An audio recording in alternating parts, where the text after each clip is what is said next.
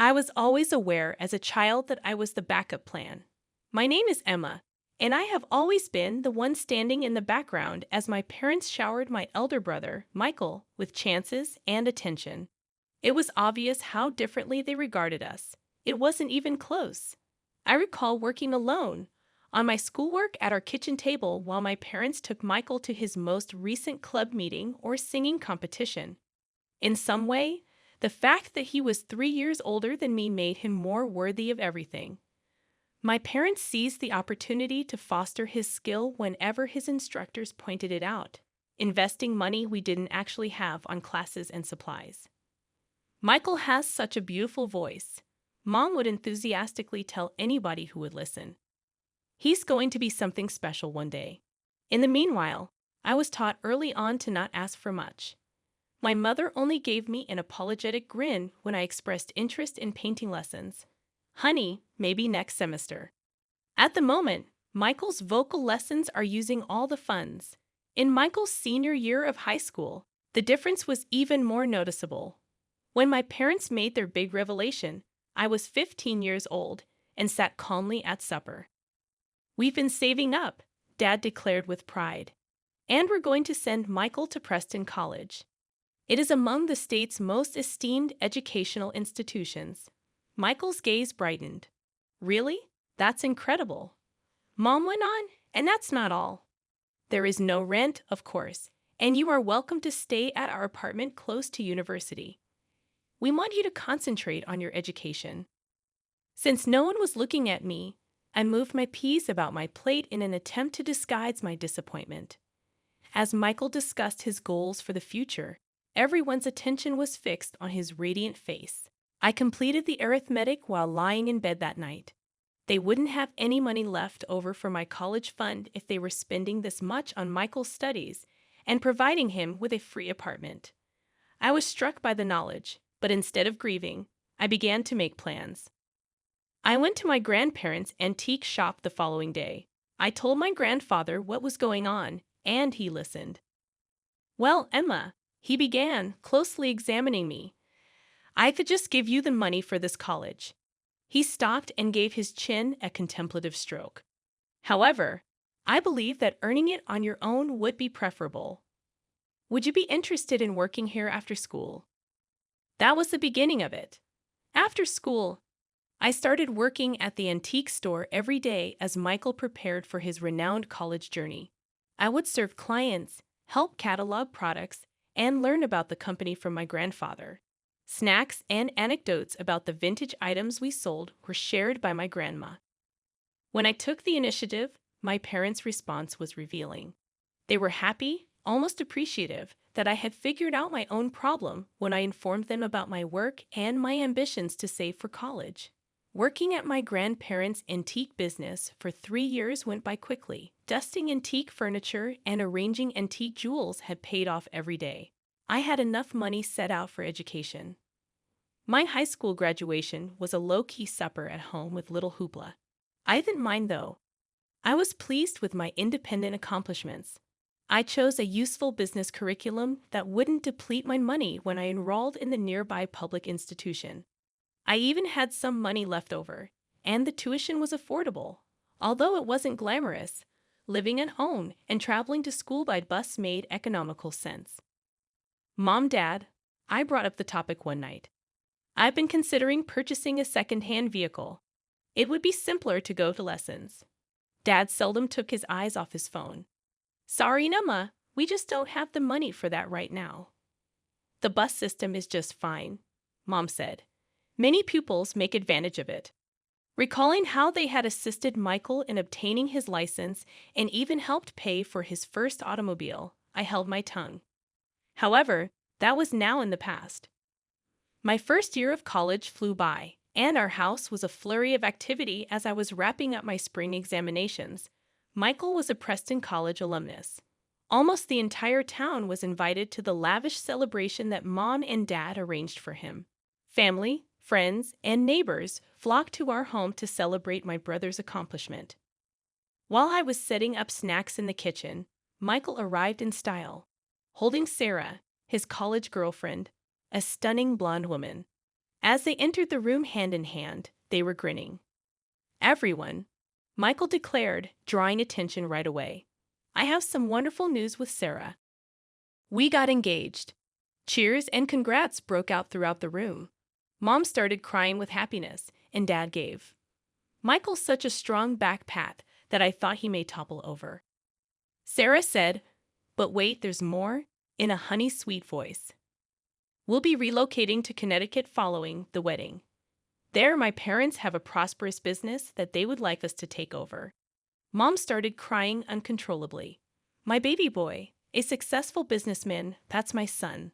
With pride, Dad declared, "Always knew you were destined for great things." I watched the action unfold from the corner. No one appeared to notice that I had been working part-time at a nearby cafe while continuing my studies, or that I had recently finished my freshman year with a 4.0 GPA. But by now, I was accustomed to it. Over the next year, I concentrated on my academics while preparing for the wedding. My parents put themselves into organizing the ideal wedding for their ideal son, who is currently in my third year. To pay for the venue, the caterers, the flowers, and the music, they took out a sizable loan. There was nothing too good for Sarah and Michael. As you might anticipate, the wedding event was lavish, heartfelt, and entirely focused on Michael. I watched with pleasure as my parents danced with the happy newlyweds while wearing my own purchased bridesmaid dress. Even though I knew they would be repaying the debt for years to come, they had not cut any corners. I was standing in my small bedroom at my parents' house, looking over my textbooks after Michael and Sarah had departed for Connecticut. I had an idea. Michael had resided in the flat throughout his undergraduate years, but it was now vacant. It would provide me with much-needed freedom and was in a prime location close to university. That night, when my folks were watching TV, I went up to them. "Mom, Dad, since Michael's apartment is empty now, would it be okay if I moved in there?" They looked at each other, and then Mom said something. "Well, honey, you can move in, but you'll need to pay rent." I felt like I was slapped across the face by the words. "Want to rent?" However, Michael was able to reside there for free. Dad shuffled uneasily in his chair. "That was unique. We need to pay off the wedding loan right soon. We require the additional revenue." What I was hearing was unbelievable. I answered, "I'm your daughter too," with a little tremble in my voice. "I've never made any requests of you.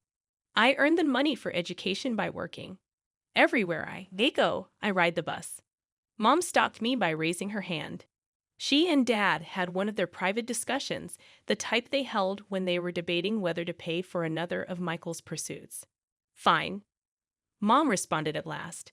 "We'll charge you half the normal rent."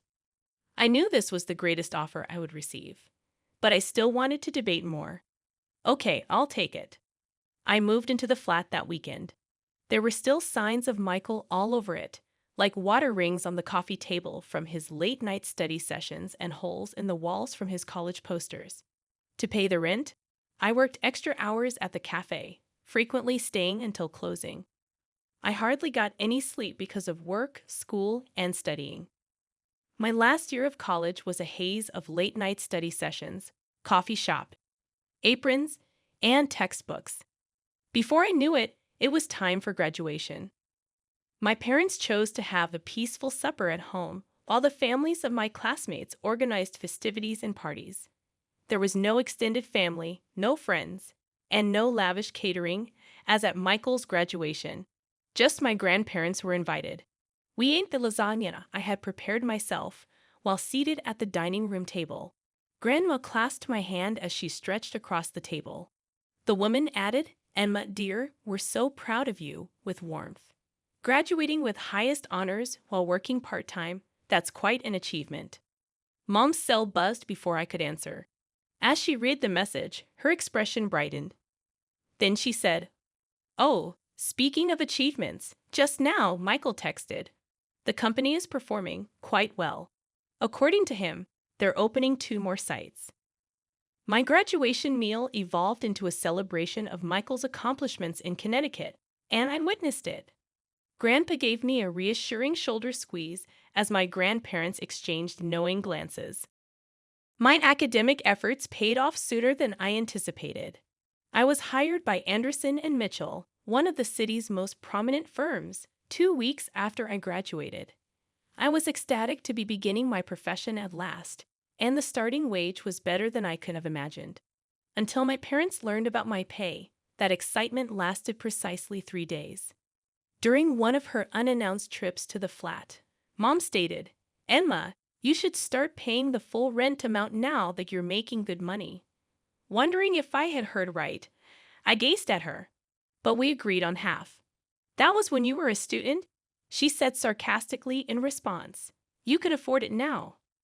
I wanted to mention that even when he found work, Michael had continued to live here for free, but I'd come to realize that it was useless to compare myself to my brother.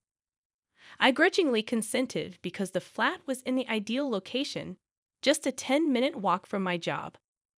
Life settled into a pattern. Determining to establish my value to the organization, I immersed myself into my task. Like clockwork, Mom would call once a month. "I just wanted to remind you about the rent, Emma. The deadline is Friday. That money is what we're banking on." In this manner, 3 years went by. I received a sizable increase and promotion, but I kept it to myself. I had learned my lesson. My parents would only become more demanding if I showed any signs of financial success. I learned that Michael and Sarah were parents to a boy through their sporadic updates. I hadn't been there, but I had seen photos on social media. We had reduced our contact to cliche holiday greetings and birthday wishes. That was all oak with me. Then came the call that made all the difference. Mom said, "Emma," in a tense voice, "we must discuss your brother. Some issues have arisen. The company has, well, filed for bankruptcy. He and Sarah's dad got into a horrible argument. They are incensed at the way he handled things. They have stopped talking." I knew where this was going, so I closed my eyes. She went on, "He's coming back home, with Sarah and the baby." I said, "Oh," quite gently. "I assume he'll be staying with you and Dad." "That apartment you're in is actually pretty big," Mom said after pausing. "He intends to remain there." The phone almost fell out of my grasp. "What?" "This is my home, Mom. I've spent years residing here." Emma said, "Don't be dramatic. Your sibling requires assistance. He'll remain there for free because he doesn't currently have any money. You can continue to make rent payments." "That's absurd," I objected.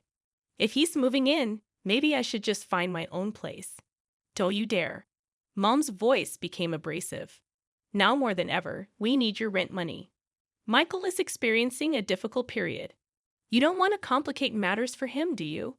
Without saying another word, I hung up and shook my head in shock. The day of the move was harder than I had anticipated.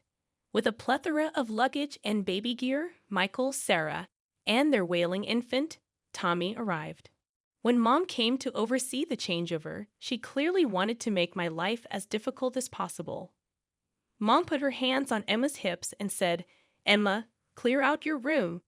Michael and Sarah need it for Tommy's nursery." I was standing in my bedroom doorway, which has been my private area for the last 4 years. "What? Where should I go to sleep?" She said, "The living room has a perfectly good couch," and began to rearrange my belongings. "You're not serious. You're placing me on the sofa even though I pay the entire rent here?" Mom's face grew stern. "Emma, stop being self-centered. Your brother is expecting a child. Babies require appropriate spaces.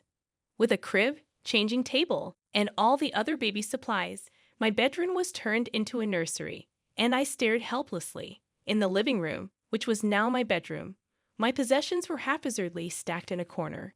The weeks that followed were a nightmare. All day long, Michael sulked over his in-laws and reflected on his heyday as a prosperous businessman, alternating between the two.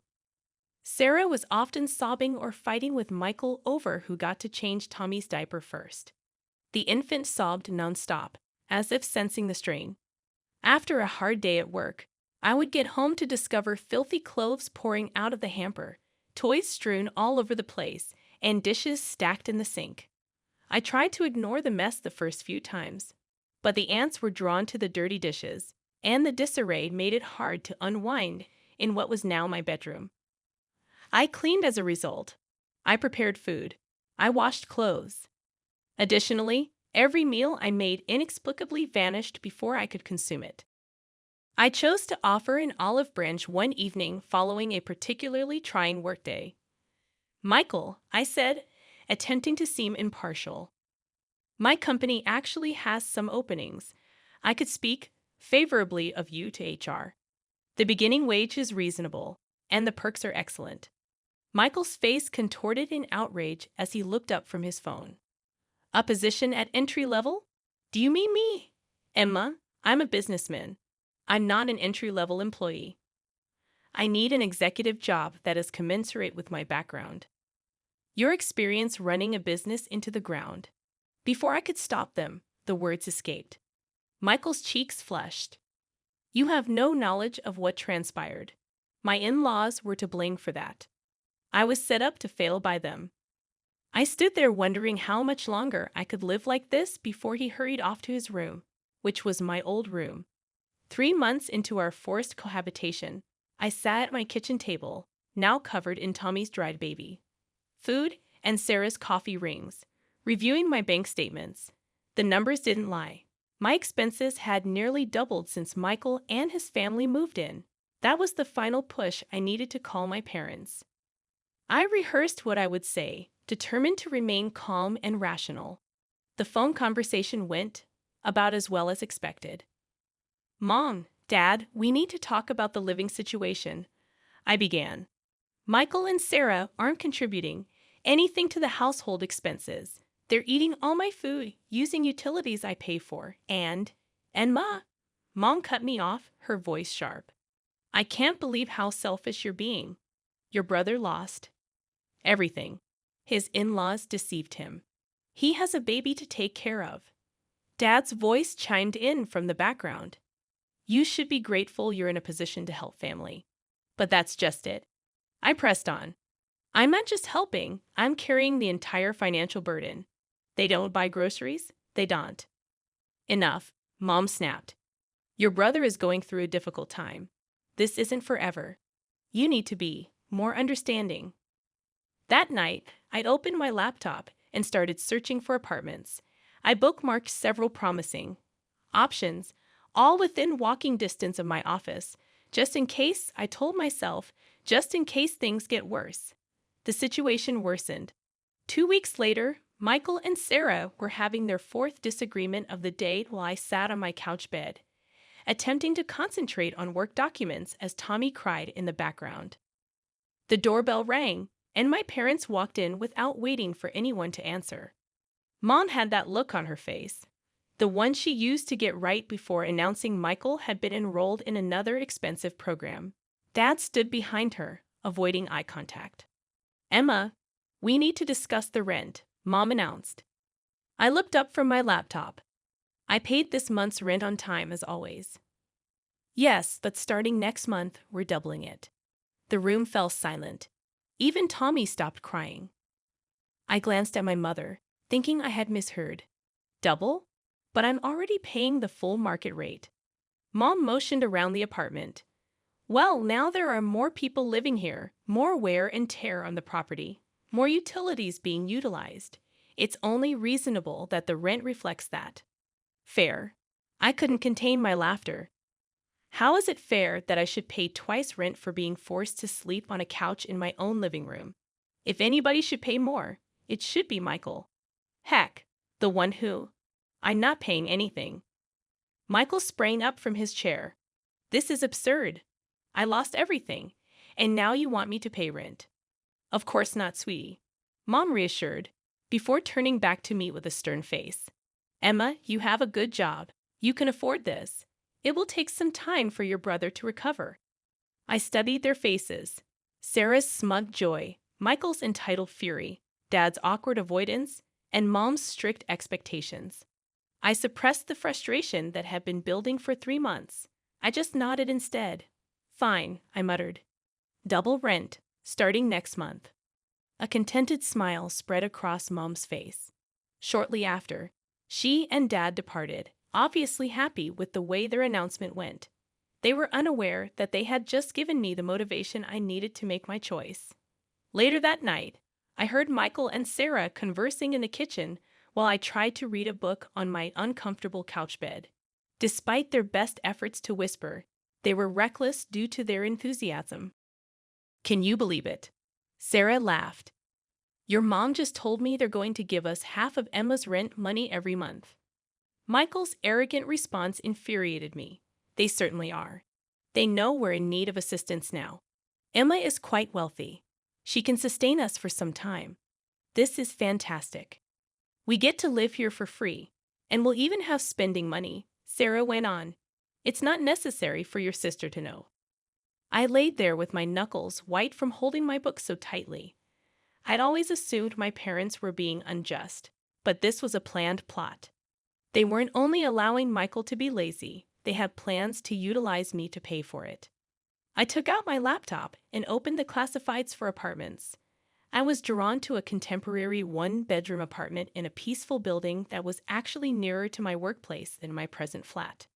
I had been paying the same amount of rent prior to the proposed increase. I tried to speak quietly as I dialed the number right away. "Hi, I'm interested in the apartment on Cedar Street." "Yes, I could come see it right now if that's possible." "Excellent. In 15 minutes, I'll be there." The apartment was quiet, tidy, and free of Michael, just as I had imagined. I immediately signed the lease and used my emergency funds to cover the security deposit. I returned to the apartment, waited until everyone had gone to sleep, and then discreetly packed my necessities into 2 sizable suitcases. I decided to get rid of my furniture because it was not worth the trouble, and I could purchase new items free of the memories of this mess.